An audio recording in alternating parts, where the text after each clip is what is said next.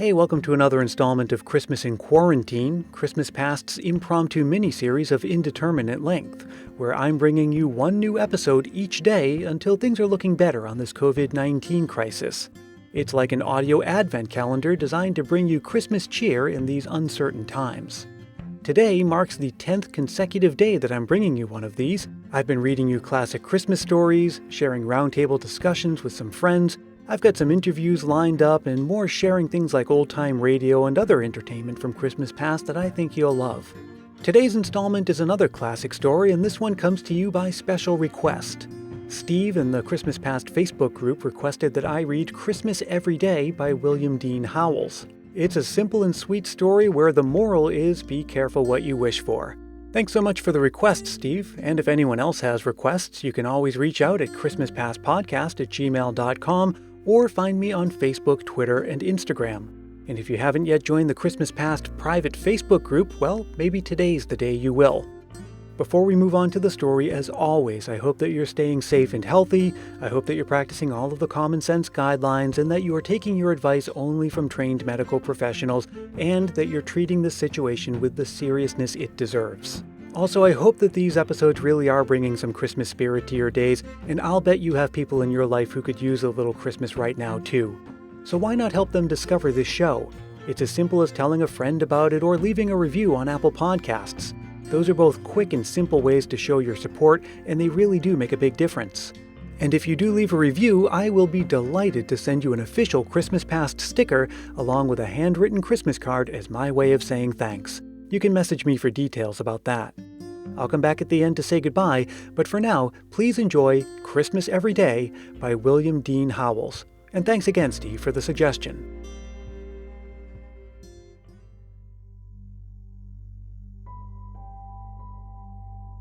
The little girl came into her papa's study as she always did Saturday morning before breakfast and asked for a story. He tried to beg off that morning for he was very busy, but she would not let him. So he began. Well, once there was a little pig. She stopped him at the word. She said she had heard little pig stories till she was perfectly sick of them. Well, what kind of story shall I tell you then? About Christmas. It's getting to be the season. Well, her papa roused himself, then I'll tell you about the little girl that wanted it Christmas every day in the year. How would you like that? First rate, said the little girl, and she nestled into comfortable shape in his lap, ready for listening. Very well then, this little pig... Oh, what are you pounding me for? Because you said little pig instead of little girl. I should like to know what's the difference between a little pig and a little girl that wanted it Christmas every day. Papa, said the little girl warningly. At this, her papa began to tell the story. Once there was a little girl who liked Christmas so much that she wanted it to be Christmas every day in the year. And as soon as Thanksgiving was over, she began to send postcards to the old Christmas fairy to ask if she mightn't have it. But the old fairy never answered, and after a while the little girl found out that the fairy wouldn't notice anything but real letters sealed outside with a monogram, or your initial anyway. So then, she began to send letters, and just the day before Christmas, she got a letter from the fairy saying that she might have it Christmas every day for a year, and then they would see about having it longer. The little girl was excited already, preparing for the old-fashioned once-a-year Christmas that was coming the next day. And perhaps the fairy's promise didn't make such an impression on her as it might have made some other time. So she resolved to keep the fairy's promise to herself and surprise everybody with it as it kept coming true. But then it slipped out of her mind altogether. She had a splendid Christmas. She went to bed early so as to let Santa fill the stockings, and in the morning she was up the first of anybody and found hers all lumpy with packages of candy and oranges and grapes and rubber balls and all kinds of small presents. Then she waited until the rest of the family was up, and she burst into the library to look at the large presents laid out on the library table. Books and boxes of stationery and dolls and little stoves and dozens of handkerchiefs and inkstands and skates and photograph frames and boxes of watercolors and dolls' houses and the big Christmas tree lighted and standing in the middle. She had a splendid Christmas all day. She ate so much candy she didn't want any breakfast, and the whole forenoon the presents kept pouring in that had not been delivered the night before, and she went round giving the presents she had got for other people, and came home and ate turkey and cranberry for dinner and plum pudding and nuts and raisins and oranges, and then went out and coasted, and came in with a stomachache, crying. And her papa said he would see if his house was turned into that sort of fool's paradise another year, and they had a light supper, and pretty early everybody went to bed cross. The little girl slept very heavily and very late, and she was wakened at last by the other children dancing around her bed with their stockings full of presents in their hands. "Christmas, Christmas, Christmas," they all shouted. "Nonsense! It was Christmas yesterday," said the little girl, rubbing her eyes sleepily. Her brothers and sisters just laughed. "We don't know about that. It's Christmas today, anyway. You come into the library and see." Then all at once it flashed on the little girl that the fairy was keeping her promise, and her year of Christmases was beginning. She was dreadfully sleepy, but she sprang up and darted into the library. There it was again, books and boxes of stationery and dolls, and so on.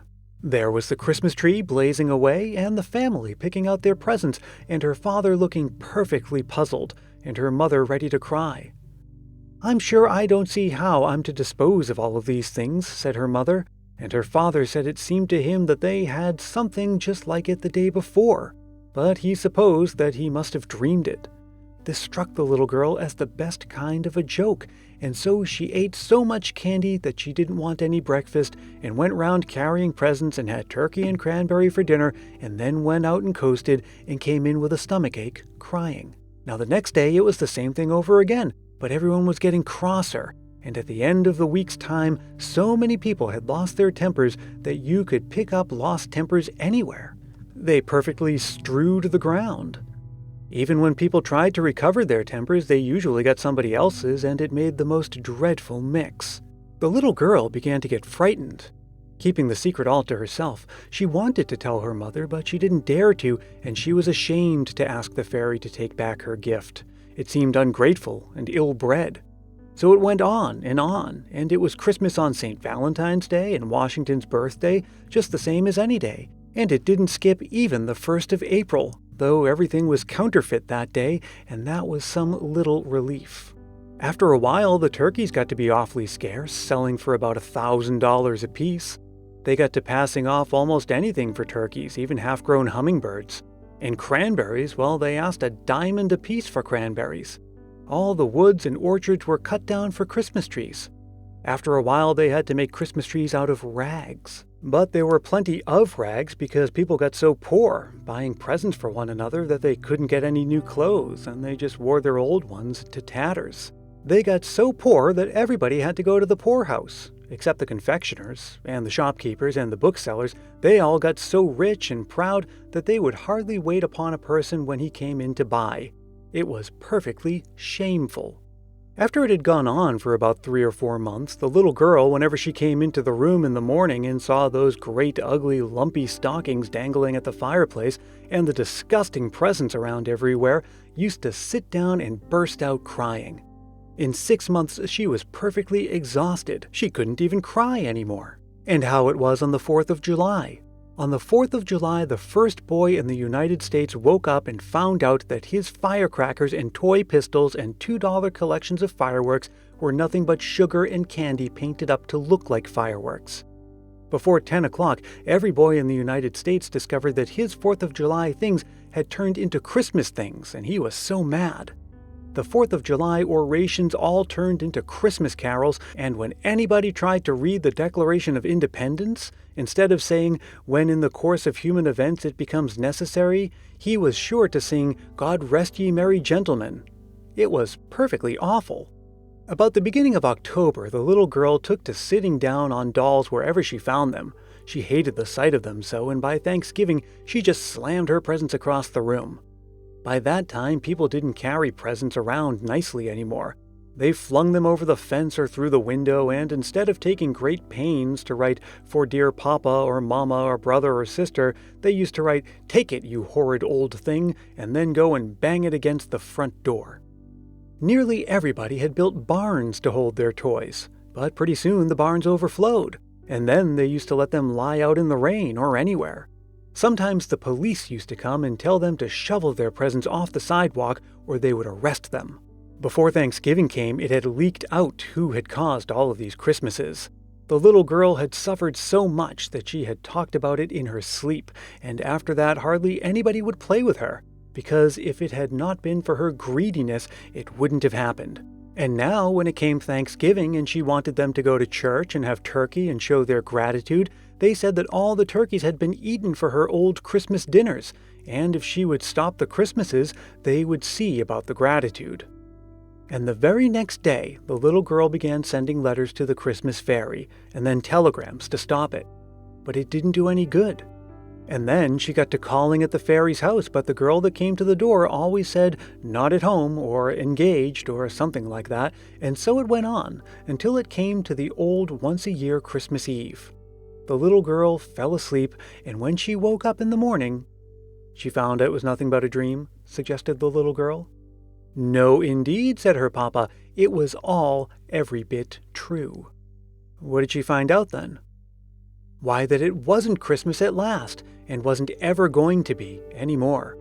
Now it's time for breakfast. The little girl held her papa fast around the neck. "You shan't go if you're going to leave it so." "How do you want it left?" "Christmas once a year." "All right," said her papa, and he went on again. Well, with no Christmas ever again, there was the greatest rejoicing all over the country.